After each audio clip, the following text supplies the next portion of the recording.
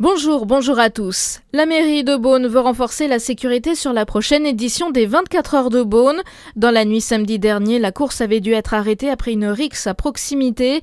Le maire de Beaune, Pierre Bolz, souhaite ne pas déplacer le parcours. Il a demandé un retour d'expérience lundi en sous-préfecture et va proposer de nouvelles mesures pour renforcer la sécurité.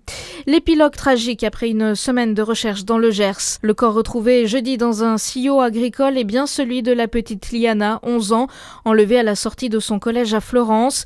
Les résultats de l'autopsie ne permettent pas à ce stade de déterminer les causes de la mort de la fillette. À Besançon, la justice valide la rupture du marché du terrain de rugby universitaire.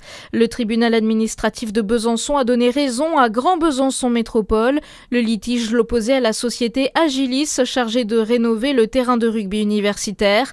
Les magistrats jugent la résiliation du marché justifiée, mais estiment cependant que la collectivité n'a pas respecté toutes les règles de procédure.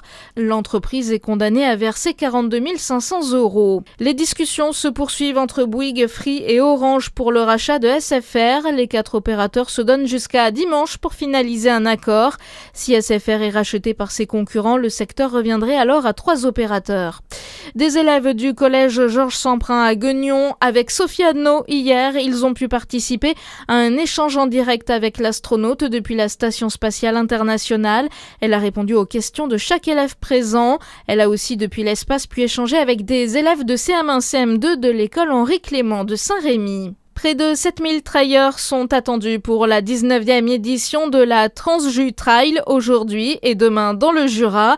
L'événement propose 11 épreuves du 5 km au tout nouvel ultra de 110 km reliant Champagnole aux Rousses. Ce dernier ultra traversera plusieurs sites emblématiques du massif jurassien. Bonne journée sur Fréquence Plus.